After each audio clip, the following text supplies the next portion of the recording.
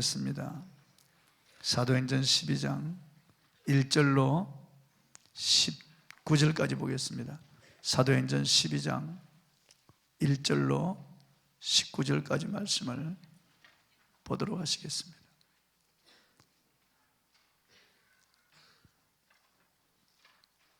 사도행전 12장 1절로 19절 제가 봉독하에 올리겠습니다.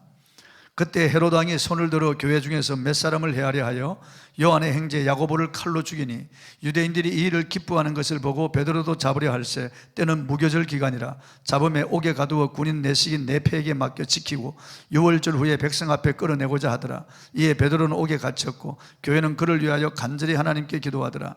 헤롯이 잡아내려고 하는 그 전날 밤에 베드로가 두 군인 틈에서 두 쇠사슬에 매여 누워 자는데 파수꾼들이 문 밖에서 옥을 지키더니 호련히 주의 사자가 나타나며 옥중에 광채가 빛나며 또 베드로의 옆구리를 쳐 깨워 이르되 급히 일어나라 하니 쇠사슬이 그 손에서 벗어지더라.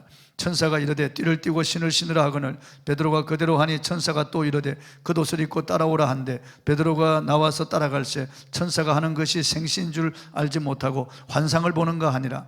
이에 첫째와 둘째 파수를 지나 시내로 통한 쇠문에 이르니 문이 저절로 열리는지라. 나와서 한 거리를 지나며 천사가 곧 떠나더라.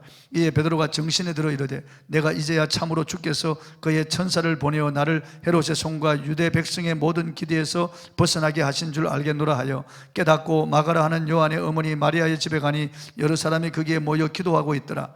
베드로가 대문을 두드린데 로데라 하는 여자아이가 영접하러 나왔다가 베드로의 음성인 줄 알고 기뻐하여 문을 미처 열지 못하고 달려들어가 말하되 베드로가 대문 밖에 섰더라 하니 그들이 말하되 내가 미쳤다 하니 여자아이는 힘써 말하되 참말이라 하니 그들이 말하되 그러면 그의 천사라 하더라. 베드로가 문 두드기를 그치지 아니하니 그들이 문을 열어 베드로를 보고 놀라는지라. 베드로가 그들에게 손짓하여 조용하게 하고 주께서 자기를 이끌어 옥에서 나오게 하던 일을 말하고 또 야고보와 형제들에게 이 말을 전하라 하고 떠나 다른 곳으로 가니라. 날이 새매 군인들은 베드로가 어떻게 되었는지 알지 못하여 적지 않게 소동하니 헤롯이 그를 찾아도 보지 못하며 파수꾼들을 신문하고 죽이라 명하니라. 헤롯이 유대를 떠나 가이사라로 내려가서 머무니라. 아멘. 합심기도는 능력입니다. 이런 주제로 오늘 말씀을 통해서 은혜를 나누겠습니다. 유대인들이 교회를 박해하자 사도회는 다 흩어져 갔습니다. 유대인들이 교회를 박해할 때 헤롯 왕이 유대인들의 환심을 사려고 교회 지도자 몇 사람을 죽이려고 했습니다. 그래서 요한의 형제 야고보를 칼로 죽였습니다. 칼로. 이게 헤롯 왕은 아기 예수를 죽이려고 군인들을 베들레헴에 보내어서 2살 이하의 어린아이들을 무참히 죽인 이 살인자 헤롯 대왕의 손자입니다. 헤롯 아그리빠 1세죠. 그 할아버지의 피를 이어받아서 아버지 헤롯 안티파스의 피를 이어받아 이 헤롯 왕도 아주 잔인한 그런 왕이었습니다. 그래서 교회 지도자들을 살해하려고요. 그 중에 야고보 서도를 잡아서 사람들이 보는 앞에서 목을 베어 참수해서 죽였습니다. 본문 1절 2절을 읽어보겠습니다. 시작. 그때 헤롯 왕이 손을 들어 교회 중에서 몇 사람을 헤아려 하여 요한의 형제 야고보를 칼로 죽이니 결국 헤롯 아그리빠는 그의 손을 뻗쳐서 야고보를 잡아서 칼로 죽였다. 이 야고보는 예수님의 12제자 중에 한 분이죠. 요한의 형제입니다. 그리고 세베대의 아들입니다. 어부 출신으로서 예수님을 따라서 나중에 사도가 된 훌륭한 분인데 이분은 얼마나 기도를 많이 했던지 그 무릎이 낙타 무릎같이 되었다고 해서 별명이 낙타 무릎이에요. 이런 훌륭한 분을 잡아서 참수해서 죽였습니다. 그렇다면 하나님은 왜 주의 종 야고보가 이렇게 죽는데 침묵하셨는가? 하나님께서 능력이 없어지셨는가? 천만에요. 사람은 어차피 이 땅에 태어나서 한 번은 다 죽게 되어 있습니다. 누구나 다 죽는데 짧은 인생 어떻게 사느냐가 중요한 것이고 어떻게 죽느냐가 중요한 것입니다. 입장식보다 출장식이 더 중요한 것입니다. 사람들은 여러 가지 형태로 죽음을 맞이합니다. 늙어서 과로해서 죽는 과로사가 있고 그냥 자연사가 있고 병사가 있고 객사가 있고 또 자살도 있겠죠. 그러나 하나님의 영광을 위해서 죽는 죽음은 영원히 산 것과 영원한 지혜로 나타나는 것입니다. 하나님께서 귀중히 여기는 죽음이 있습니다. 시편 116편 15절에 성도의 죽음은 여호와께서 귀중히 보시는 것이라고 했습니다. 계시록 14장 13절에 주 안에서 죽은 자들은 복이 있다고 했습니다. 그런데 주 안에서 죽은 자들 가운데서도 순교하는, 복음을 위해서 순교하는 순교자의 죽음이야말로 하나님께서 특별히 취급하시는 것입니다. 스데반 집사가 복음을 전하다가 순교할 때 예수님께서 아버지 보좌 우편에서 일어나셔서 스데반의 죽음을 환영하는 것을 성경에 기록해 놓았습니다. 어차피 한번 태어나 죽는 죽음인데 야고보는 가장 값지고 영광스러운 죽음을 맞이했던 것입니다. 순교자들의 죽음은 결코 헛되지 않습니다. 우리 한국 초기의 최초의 선교사, 영국의 토마스 선교사가 이제 샤만호를 타고 대동강을 거슬러 올라오는데 우리 관군의 화공법에 걸려서 배가 침몰합니다. 불타서. 그래서 배에서 내려서 무태 올라오자마자 관군에게 끌려가지고 그 뚜기에서 참수당합니다. 박충근이라고 하는 관군이 칼을 들고 그의 목을 치는데 치기 전에 성경을 뿌렸는데요, 그 성경을 주워간 사람들이 다 장로가 되고 영수가 되고 성경을 주워서 자기 집에다가 붙여놓았던 그 사람은 나중에 그 집이 널다리 교회가 되고 널다리 교회가 발전해서 산정행 교회가 되었던 겁니다. 그 산정행 교회에 부흥이 일어난 거죠. 그러니까 순교자의 죽음은 결코 헛되지 않습니다. 야고보 사도의 이런 죽음을 통해서 복음은 더욱 확산되는 거죠. 여러분, 육체를 위해 살다가 헛된 죽음을 맞이하지 마시고 주 예수 그리스도를 위하여 살다가 값진 죽음을 맞이하시기 바랍니다.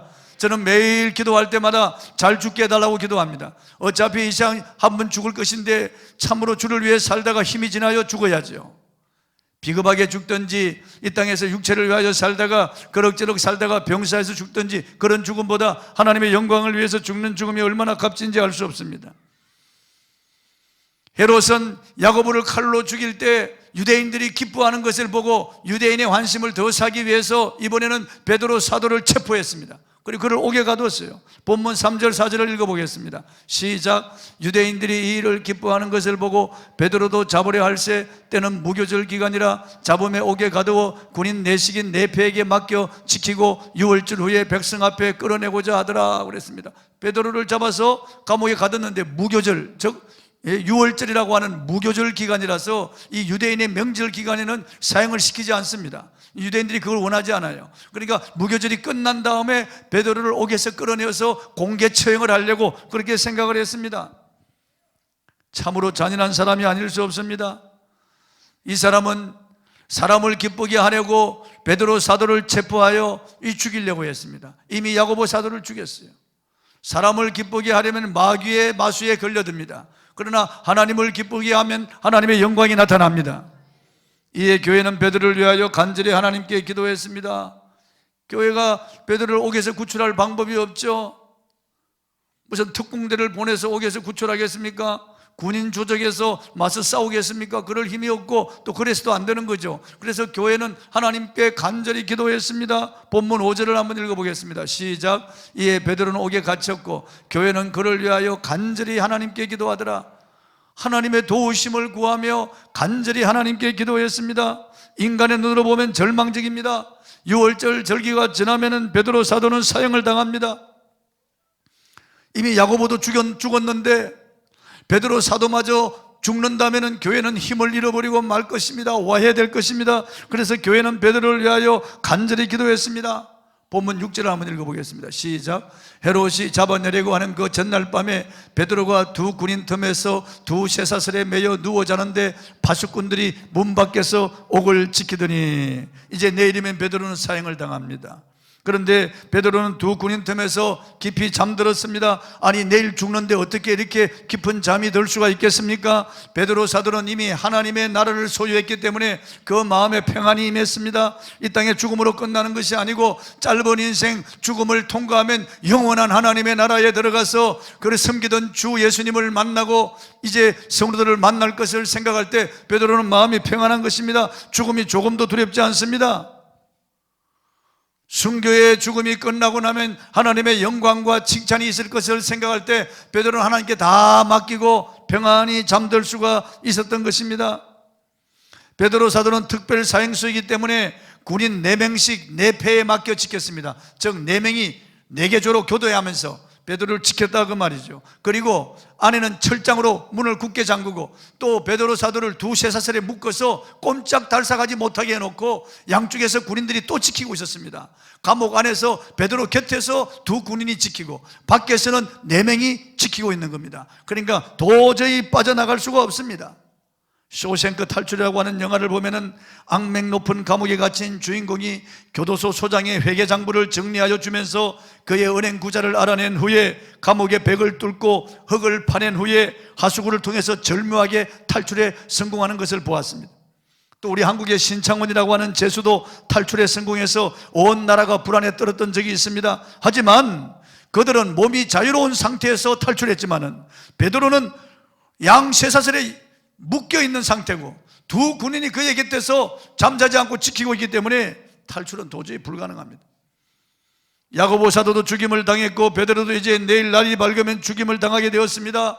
그 순간 교회가 할 일이 무엇이었겠습니까? 하나님께 간절히 기도하는 길뿐이었습니다. 그런데 교회의 합심 기도는 하늘의 능력을 끌어내렸습니다. 합심 기도를 통해서 천사가 동원되었습니다. 본문 7절을 한번 읽어보겠습니다. 시작. 호련히 주의 사자가 나타나며 옥중에 광채가 빛나며 또 베드로의 옆구리를 쳐 깨워 이르되 급히 일어나라 하니 쇠사슬이 그 손에서 벗어지더라. 주의 사자는 천사를 말하는 겁니다. 천사는 하늘의 사자라는 뜻이죠. 주의 사자나 하늘의 사자나 똑같은 말입니다. 천사가 나타났다 그 말이죠. 천사는 하나님의 명을 받고 일하는 영적인 존재입니다. 천사들 중에서는 사람의 모습을 하고 지구에 다녀와 하나님의 메시지를 전하기도 하고 하나님의 백성을 도와주기도 한 그러한 역사가 기록되어 있습니다. 어떤 천사는 번개같이 빛나는 모습을 한 채 나타나기도 하였고 어떤 천사는 등에 날개를 단 채 날아와서 메시지를 주기도 했습니다.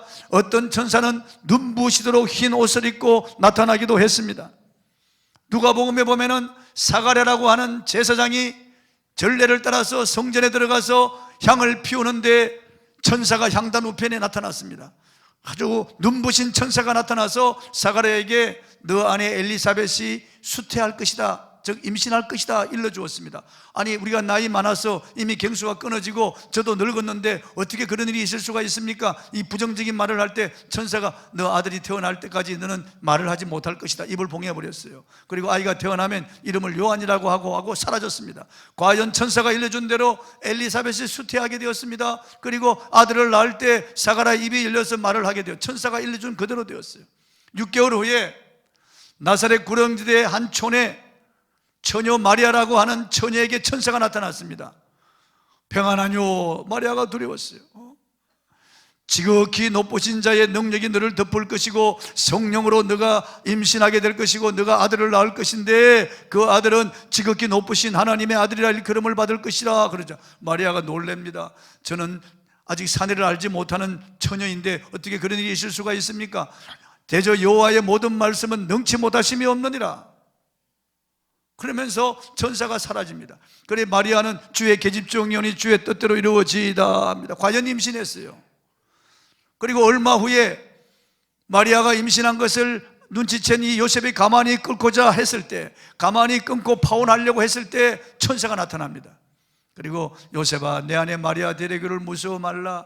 그에게 잉태된 것은 성령으로 잉태된 것이니 그가 하나님의 아들이다. 아들을 낳으리니 이름을 예수로 하라. 이는 그가 자기 백성을 저희 죄에서 구원할 자이심이라. 천사가 일러주었습니다. 그래서 과연 천사가 일러준 대로 임신했고 천사가 일러준 대로 그 이름을 예수라고 그렇게 붙였습니다. 또 성경에 보면은 예수님이 공생애를 시작하시고 이제 광야에 가셔서 40일 금식하고 마귀를 물리치고 난 다음에 천사들이 나타나서 예수님을 수종 들었다고 기록하고 있습니다. 그리고 예수님께서 인류 구원을 위하여 겟세마네 동산에서 피를 흘리며 기도할 때 천사가 나타나서 기도를 도왔다고 기록하고 있습니다. 또 예수님께서 십자가에 죽으시고 부활하셨다가 40일 동안 지상에 머물러 계시며 하나님 나라의 일을 말씀하신 후에 하늘로 올라갈 때 감난산에서 예수님이 성천할 때 제자들과 그 모인 무리들이 하늘을 쳐다보고 있는데 흰 천사 둘이 나타났습니다. 눈부신 천사 둘이 나타나서 갈릴리 사람들아 어찌하여 하늘을 쳐다보고 있느냐, 너희 가운데 하늘로 올리우신 이 예수는 너희 보는 데서 가신 그대로 다시 오리라. 천사가 일러주었어요. 그러니까 복음서에 보면은 천사들이 많이 나타나서 하나님의 메시지를 주기도 하고 하나님의 백성들을 도와주었던 것을 볼 수가 있습니다. 예수님이 죽으시고 난 후에 사흘 되는 날 예수님의 무덤을 굳게 이렇게 닫혔던 그 무덤의 돌이 굴러지고 천사가 나타났는데 그 얼굴이 해와 같이 빛나고 말이에요. 번개 같은 형상의 천사들이 나타나자 수지가던 군인들이 기절해버리고 말았습니다. 그러니까 천사들이 복음서에 많이 나타났던 걸 볼 수 있고, 사도행전에도 보면은 제9장에 그 가이사라의 로마의 백부장 고넬료가 항상 기도하고 백성을 많이 구제하는 사람인데, 이 사람이 제9시 기도 시간에 기도하고 있는데 천사가 나타났어요.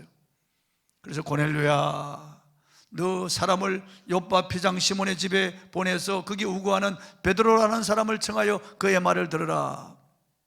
일러주었어요. 천사가 나타난 겁니다.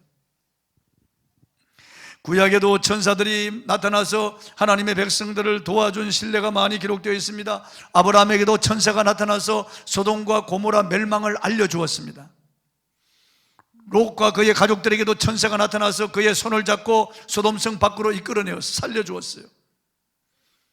야곱에게도 천사가 나타나서 야복강에서 그 천사와 씨름하며 기도했습니다.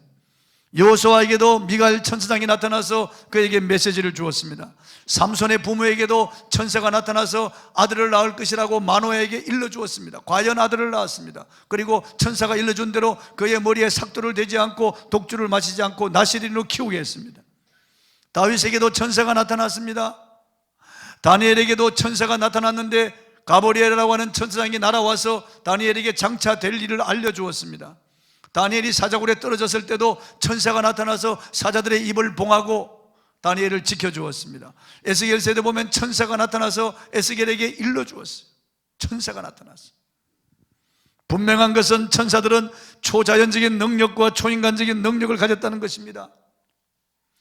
히스기야 왕 때 아수르의 사내립이 18만 5천의 대군을 거느리고 유다를 침공에 들어와서 예루살렘을 객기기 포위하고 토성을 쌓고 예루살렘은 그야말로 풍전등화, 이제 다 굶어 죽을 그런 위기에 빠졌습니다.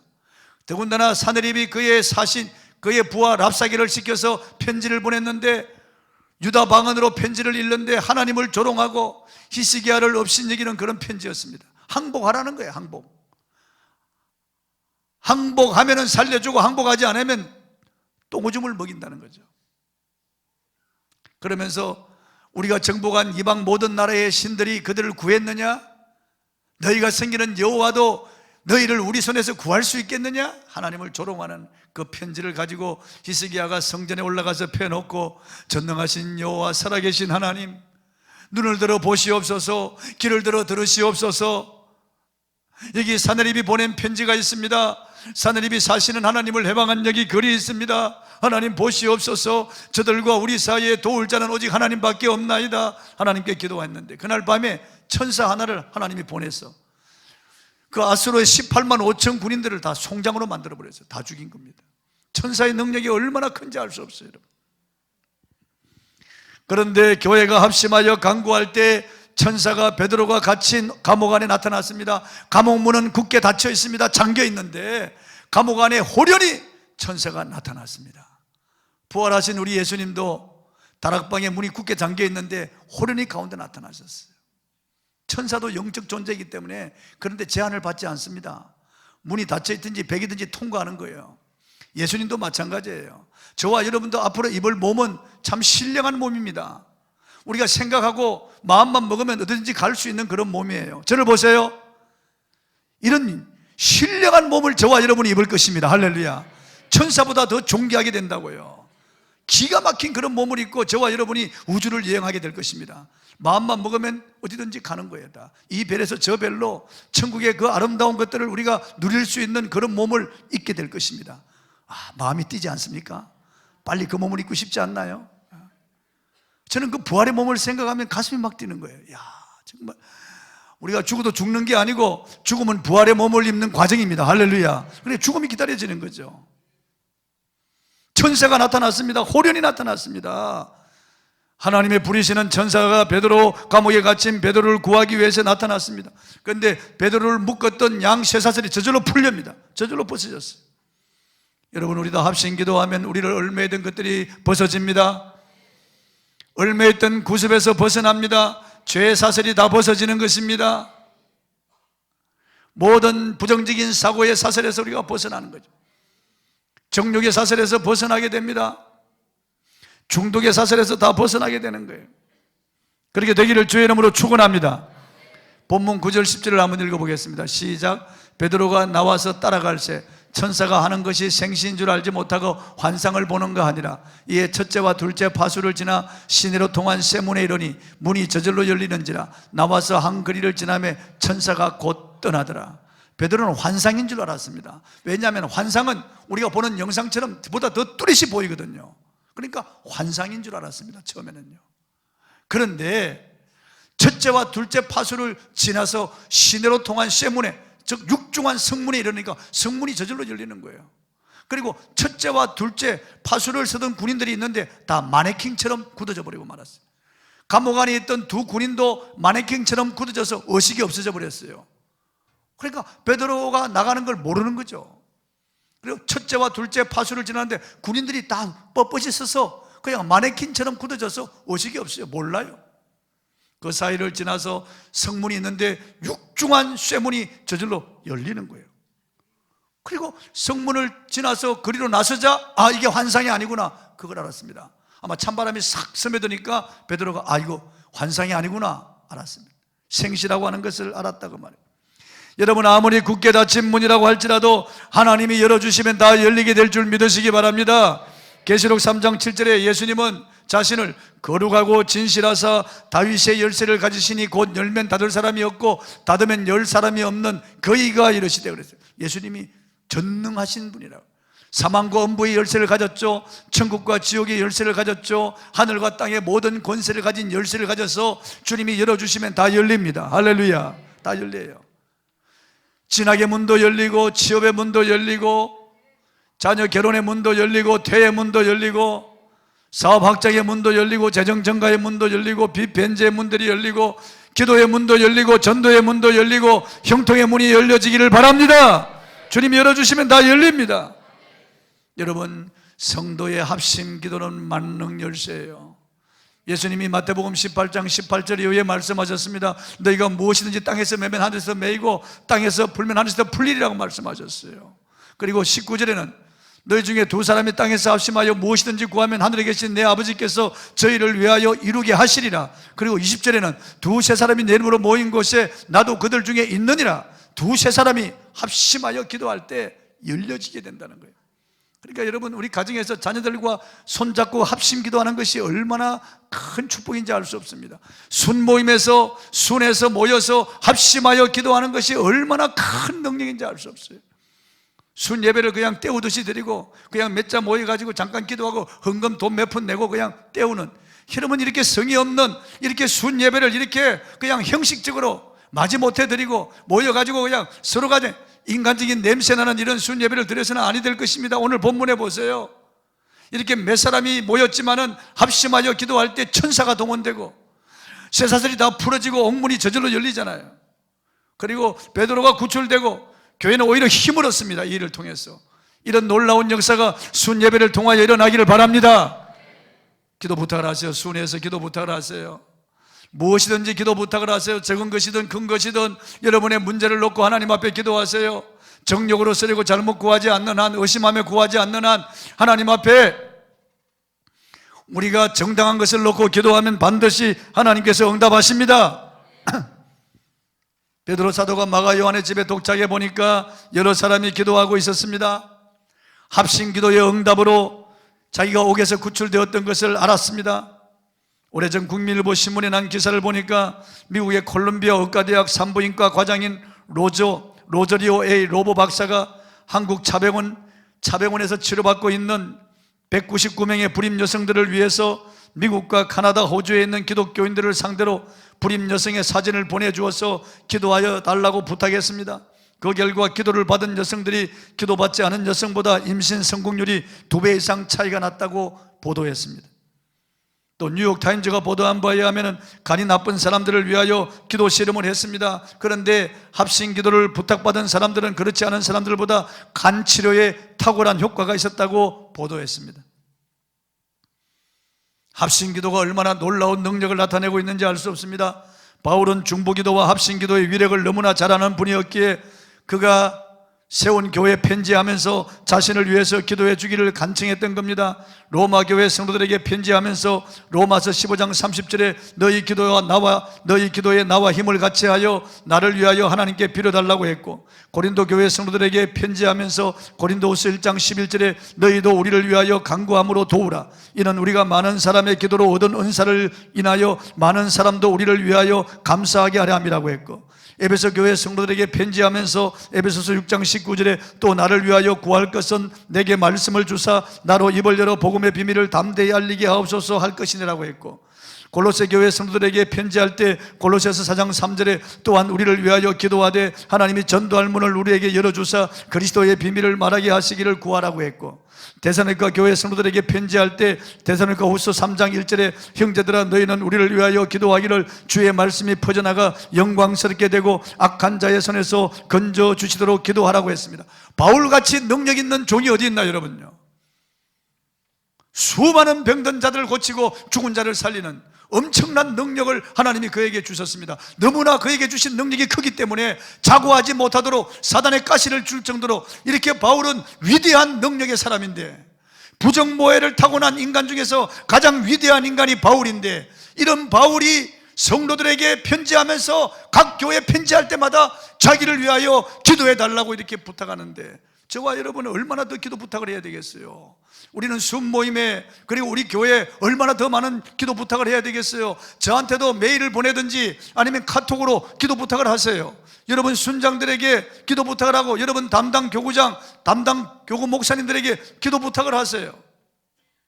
우리 중보기도 팀이 있는데 기도 부탁을 하세요. 기도해 달라고 해야 됩니다. 계속 병도 자랑해야 되지만은 기도 부탁도 계속해서 전해야 되는 거예요. 내가 할 일은 내가 한다고요? 그렇지 않습니다, 여러분. 저는 이엠 바운즈의 그 책을 읽을 때 참 놀랐습니다. 이엠 바운즈는 얼마나 영적 거장입니까? 그분이 집필하다가 잠깐 밖에 나갔다 왔는데 연필이 없어진 거예요. 그래서 이렇게 저렇게 찾다가 하나님 앞에 기도합니다. 하나님, 연필을 찾게 해주세요. 연필이 어디 뒀는지 제가 알 수 없습니다. 그리고 연필을 찾았습니다. 그러니까 여러분, 연필 하나 찾는데 뭐 기도까지 할 게 뭐 있냐? 천만에 그렇지 않습니다. 우리는 하나님 앞에 세세한 것까지 아뢰고 다 기도할 필요가 있습니다. 여러분, 이 험한 세상 우리의 자녀들을 누구에게 맡기겠습니까? 내일 일을 알 수 있습니까? 여러분, 지금 현재 평안합니까? 이 평안이 지속될 것이라고 자신하십니까? 아무도 자신할 수 없습니다. 여러분, 현재 우리를 얽어매고 있는 것들이 무엇입니까? 여러분, 묶인 것이 무엇입니까? 닫혀 있는 것이 무엇입니까? 합심하여 기도할 때 얽어매던 사슬이 풀어지고 닫힌 문이 다 열리게 될 줄 믿으시기 바랍니다. 합심 기도의 능력이 얼마나 큰지 알 수 없습니다. 우리가 합심하여 기도하면 주의 손이 나타나고 하나님의 천사가 일하고 성령께서 역사하십니다. 자동차는 도로를 달릴 때 그 가치가 드러납니다. 배는 무리를 지칠 때 가치와 능력이 나타납니다. 비행기는 하늘을 나를 때 그 가치가 있습니다. 성도는 기도할 때 그 가치가 나타납니다. 이 세상 험하고 나 비록 약하나 늘 기도 힘쓰면 큰 권능 얻겠네. 늘 기도 힘써야 됩니다. 기도의 자리를 다시 찾아야 됩니다. 회복해야 됩니다. 이렇게 설교를 들으면서도 기도할 마음이 일어나지 않고 기도의 자리에 오지 않는다면 그 마음이 패역한 마음일 수 있습니다. 아주 완악한 마음이고 다친 마음일 수 있습니다. 이렇게 하나님은 기도를 통해서 우리를 도와주시기를 원하는데, 하나님은 내 힘으로 살겠다고 하는 사람을 버리십니다. 하나님은 기도하지 않는 사람과 일하지 않습니다. 그러니까 우리가 하나님 앞에 기도하고 기도를 부탁해야 돼요. 기도를 부탁해야 돼요, 여러분. 합심 기도 부탁해야 되는 거예요, 여러분. 순모임에도 부탁하고. 갯벌위에 그릇배 한 척이 쓰러져 있습니다. 기울어져 있는데 모래사장에 쓰러진 이 배를 움직이려고 수십 명 장정들이 붙어서 밀어도 이 배를 밀 수가 없는 거예요. 움직일 수가 없는 거예요. 그런데 밀물이 들어오고 배가 물 위에 뜨면은 어린 소년이 한 손으로 밀어도 배는 움직이는 거예요. 하나님의 은혜가 우리에게 임하면은 내가 할 수 없는 일을 얼마든지 하게 해주시는 거예요, 여러분. 하나님의 은혜는 기도를 통해서 임하시는 겁니다. 기도해야 됩니다. 기도할 때 천사가 임하는 거예요. 기도할 때 다 풀어지는 거예요. 다 풀어지는 거예요. 베드로가 대문을 두드리자 로데라고 하는 여자아이가 나왔다가 베드로를 확인하고 기뻐하며 달려들어가 베드로 사도가 밖에 서 있다고 외쳤습니다. 그런데 성도들이 그 여자아이를 향하여 미쳤다고 말하고, 아니라고, 참말이라고, 분명히 베드로 사도가 밖에 와 있다고 하니까 이번에는 그의 천사라고 말하기도 합니다. 자기들이 기도해놓고 막상 베드로가 구출되어서 문을 두드리니까 믿지를 못하는 거예요. 베드로가 왔지만 믿지를 못하는 거예요. 이게 인간의 한계 상황이에요, 여러분요. 한 교회 집사님이 간암으로 병원에 입원해서 이제 수술하고 치료 중에 있는데 목사님이 장로들하고 같이 가서 같이 합심 기도해 주었습니다. 하나님, 우리 집사님 간암에서 노여나 깨끗하고 간이 암이 전이되지 않게 해주시고 완전 치료해 주시옵소서, 완전 치료해 주시옵소서. 그리고 아멘, 아멘 하고 기도했어요. 그리고 박 병원문을 빠져나오는데 장로님 한 분이, 목사님 가망이 없겠죠? 그러는, 실컷 기도해 놓고 그러는 거예요. 이게 인간이라고 말이에요. 이게. 여러분, 기도는 이성을 초월합니다. 하나님의 능력은 우리 인간의 한계를 초월합니다. 여러분, 인간은 할 수 없지만 하나님은 다 하실 수 있는 거예요. 그들이 기도했는데 믿지를 못하는 거예요.